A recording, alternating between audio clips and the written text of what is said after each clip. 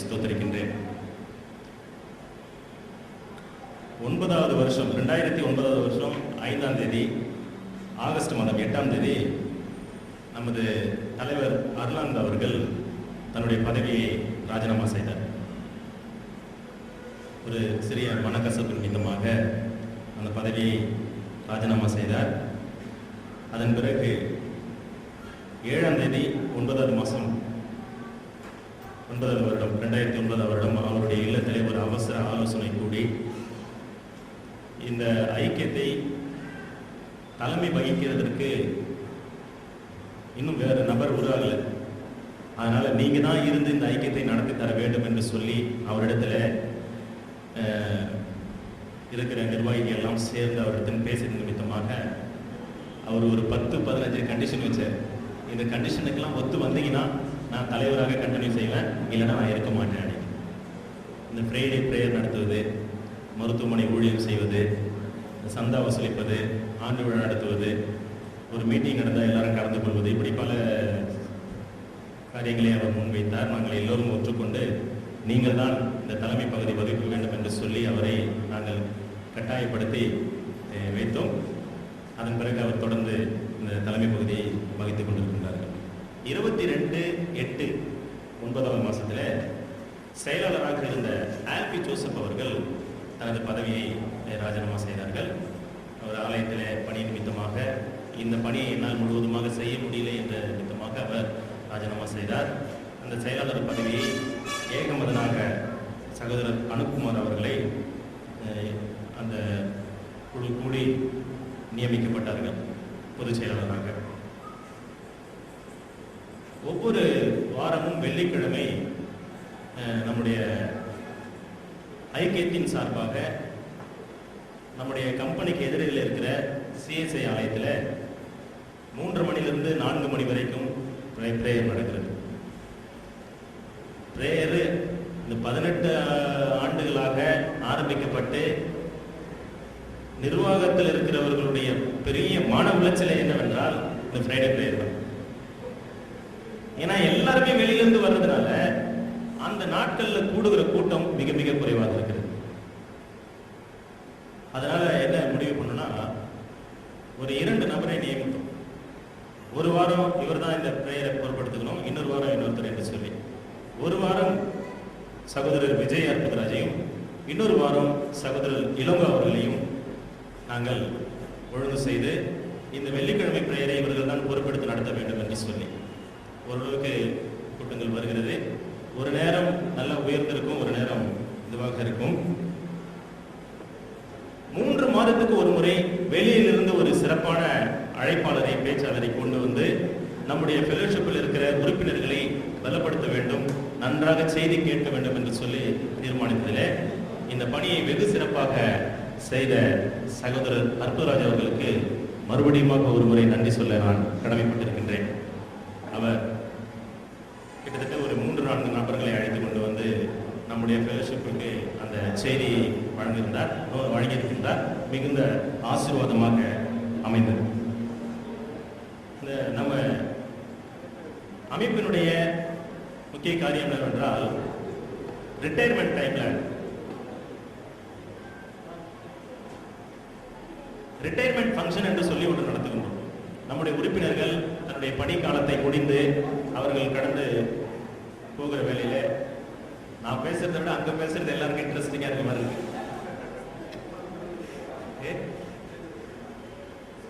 Retirement function நம்முடைய உறுப்பினர்கள் பணி முடிந்து போகிற வேலையில அவர்களுக்கு ஒரு சிறப்பு ஜெப கூட்டம் நடத்தி அவர்களிடத்துல ஒரு அழகான ஒரு பைபிள் ஒன்று அவர்களுடைய துணைவியாருக்கு ஒரு கிஃப்ட் ஒன்று கொடுத்து இந்த அசோசியேஷன் சார்பாக நாங்கள் அவர்களுக்கு விடை கொடுத்து அனுப்புகின்றோம்.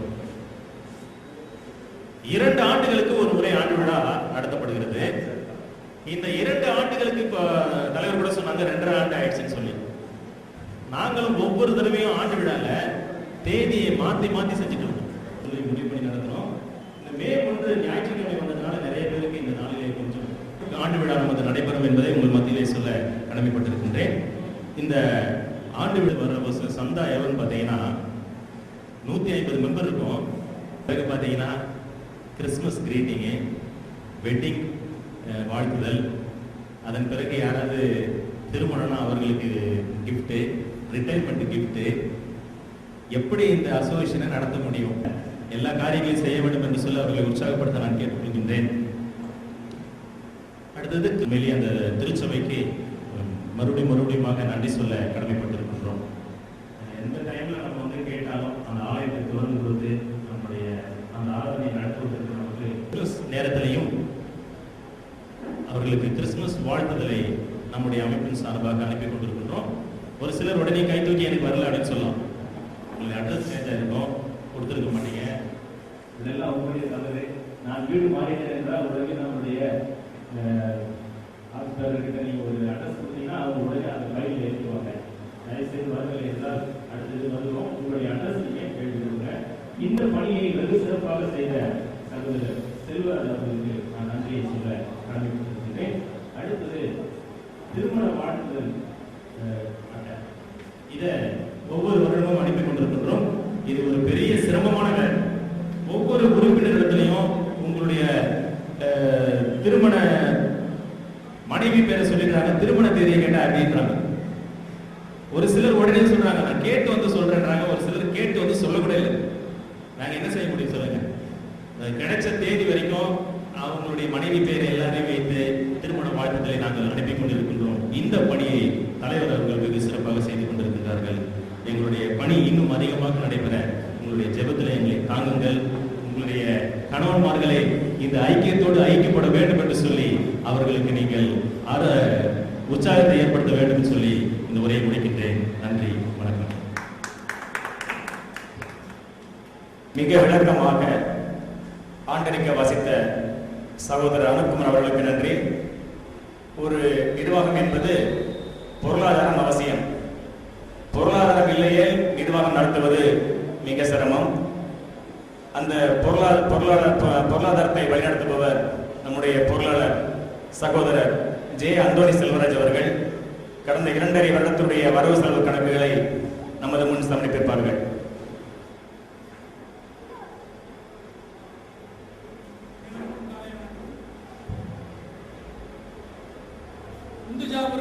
கிறிஸ்துவ ஐக்கியத்தின் 1/1/2009 முதல் 31/3/2011 வரை வரவு செலவு விவரம். வரவு ஆரம்ப இருப்பு 39,731 ரூபாய். சந்தா மொத்தம் 155 பேர் அளித்தது 15,420 ரூபாய்.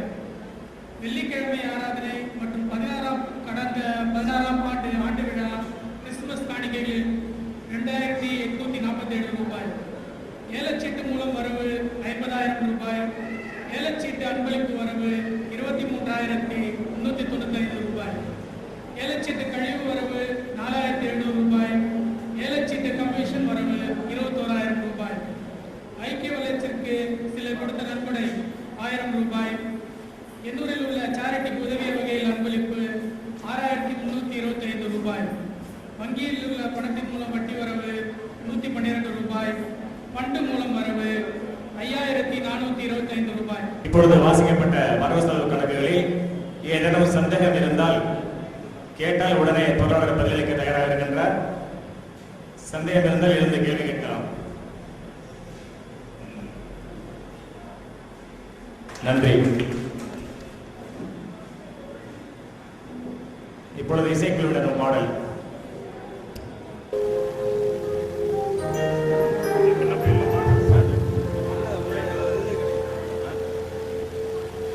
Hallelujah, hallelujah, hallelujah,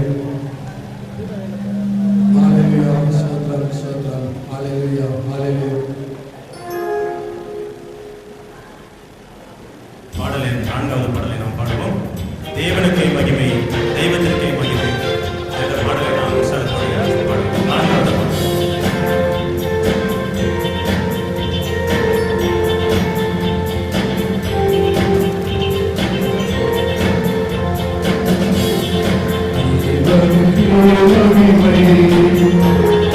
தெய்வத்திற்கே மகிமை, தெய்வத்திற்கே மகிமை, தெய்வத்திற்கே தெய்வத்திற்கே மகிமை.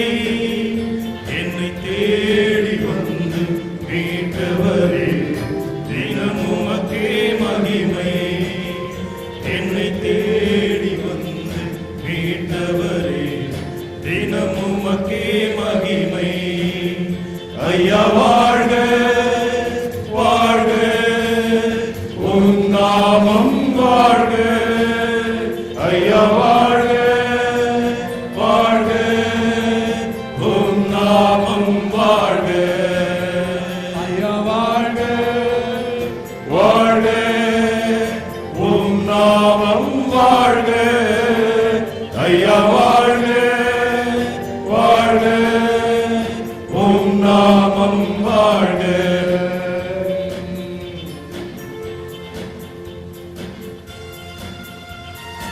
தயவுசெய்து எல்லாரும் பாடுங்கள். எல்லாரிடத்திலும் தாள்கள் கொடுக்கப்பட்டிருக்கிறது. கிடைக்காதவர்கள் கேட்ட உடனே தருவாங்க. சகோதரிகிட்ட கொடுத்திருக்கின்றோம். ஜாய்ஸ்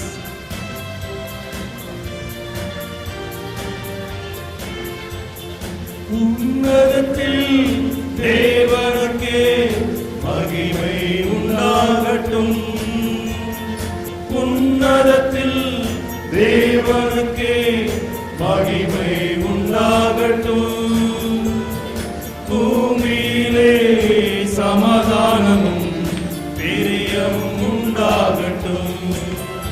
இந்த பூமியிலே சமாதானமும் பிரியமும் உண்டாகட்டும். ஐயா வாழ்க வாழ்க வாழ்க உம் நாமம் வாழ்க. ஐயா வாழ்க வாழ்க உம் நாமம் வாழ்க.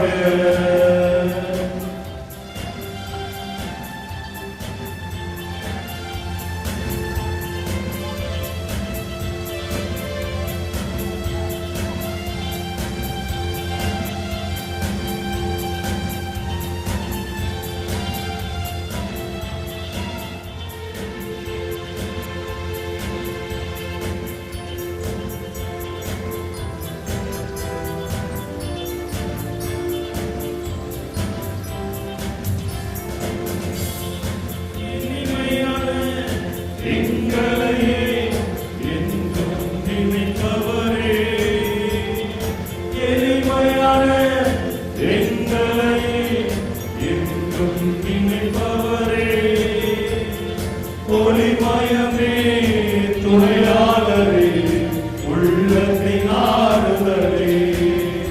எங்கள் ஒளிமயமே துணையாளரே உள்ளத்தின் ஆறுதலே. ஐயா வாழ்க வாழ்க உம் நாமம் வாழ்க. ஐயா வாழ்க வாழ்க உம் நாமம் வாழ்க. தேவனுக்கே மகிமை தெய்வத்திற்கே மகிமை. தேவனுக்கே மகிமை.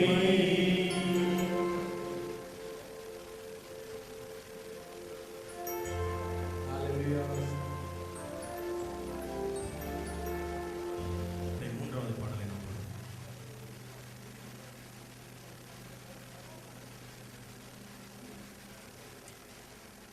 133 ஒன்றிலே இப்படியாக நாம் வாசிக்கின்றோம். இதோ சகோதரர் ஒருமித்து வாசமாயிருப்பது எத்தனை இன்பமும் நன்மையுமாயிருக்கிறது என்று இதிலே வாசிக்கின்றோம். நாம் இப்படி குடும்பமாக ஐக்கியமாக கூடியிருப்பது அது தேவனுடைய பார்வையிலே எவ்வளவு ஒரு விலையேற பெற்றது என்று பார்க்கின்றோம். ஆக இன்னொரு பாடலை பாடி நாம் கடந்து செல்ல இருக்கின்றோம். மூன்றாவது பாடல் சத்துருவின் கோட்டி தகர்த்தெறிய யூதா முதலில் செல்லட்டுமே என்ற பாடலை நாம் பாடுவோம்.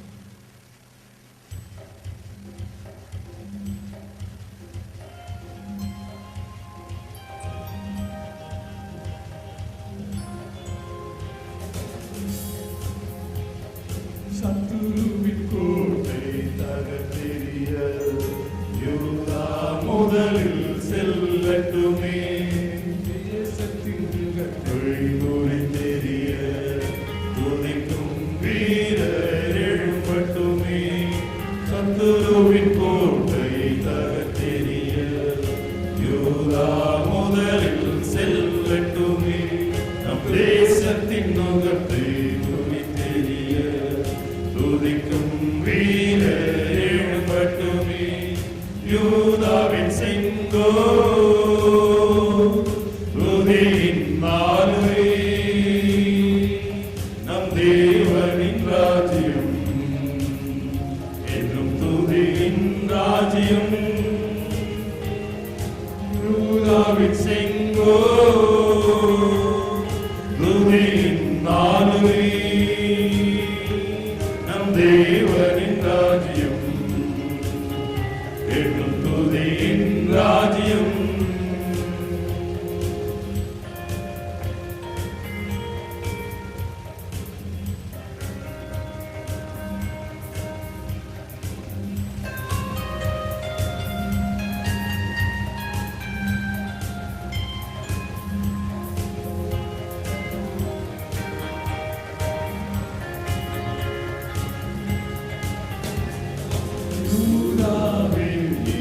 எழுந்து துதி தேவ சமூகம் உன்னோடுதான். துதிப்பதற்கு நீ அழைக்கப்பட்டார். துதியில் உன்னோடுதான். யூதாவே நீ எழுந்து துதி தேவ சமூகம் உன்னோடுதான். துதிப்பதற்கு நீ அழைக்கப்பட்டார். அபிஷேகம் உன்னோடுதான். யூதாவின் செங்கோ துதியின் ஆளுகை. நம் தேவனின் ராஜ்யம் என்றும் துதியின் ராஜ்யம். யூதாவின் செங்கோ துதியின் ஆளுகை. நம் தேவனின் ராஜ்யம் என்றும் துதியின் ராஜ்யம்.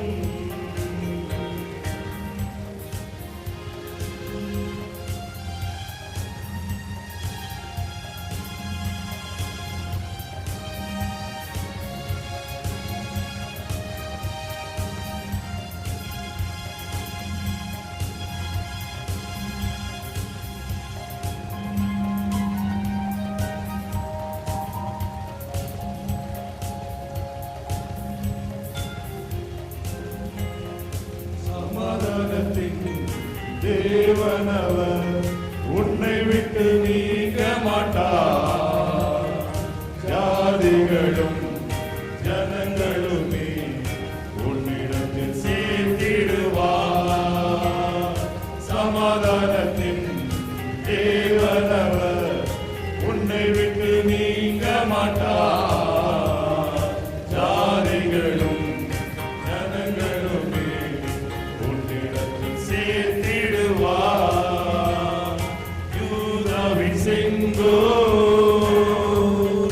துதியின் மாலுமே.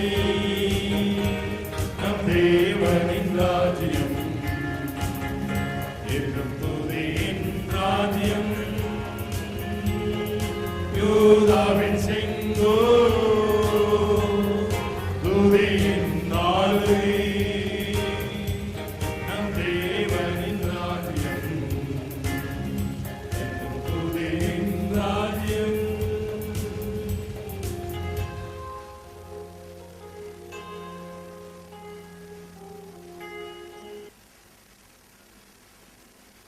இந்திய மறுமலர்ச்சி இயக்கத்தை வெகு சிறப்பாக நடத்தி கொண்டிருக்கின்ற அருமை சகோதரர் ஆர்.பி. வால்டர் அவர்களை தேவ செய்தி அளிக்குமாறு மேடை காண்போடு அழைக்கின்றேன்.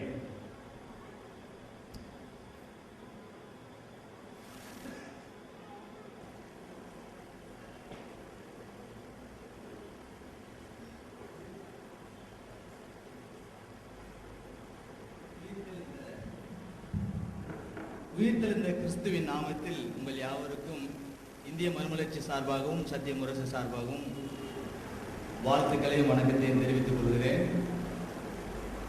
இந்த நாளிலே இப்படிப்பட்ட ஒரு அழைப்பு எனக்கு கொடுத்த பெரியவர்கள் யாவருக்கும் என்னுடைய மனமார்ந்த நன்றியை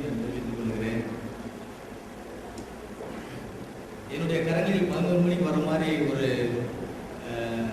நான் இந்த மைண்டை ஃபிக்ஸ் பண்ணி வைத்திருந்தேன். தற்போது வந்த என்னுடைய எண்ணங்களும் இங்கே நான் பார்க்கிற சில காரியங்களும் கொஞ்சம் வித்தியாசமாக இருக்கிறது. தொழிலாளர்கள் தினம் என்று சொல்லி இன்றைக்கு நாம் உலகம் முழுவதும் கொண்டாடி கொண்டிருக்கிறோம். இந்த நாள் உண்மையிலே ஒரு பெரிய மகத்தான நாள்.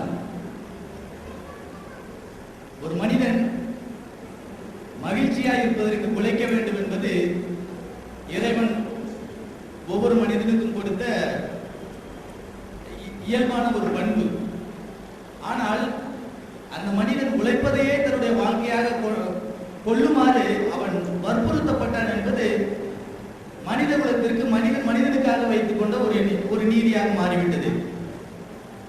ஒரு நாளைக்கு குறைந்தது 12 மணி முதல் கிட்டத்தட்ட 18 மணி வரைக்கும் ஒரு மனிதன் வேலை பார்க்க வேண்டிய சூழ்நிலையில் ஒரு நாள் இருந்தான். 18 கூட தாண்டி 20.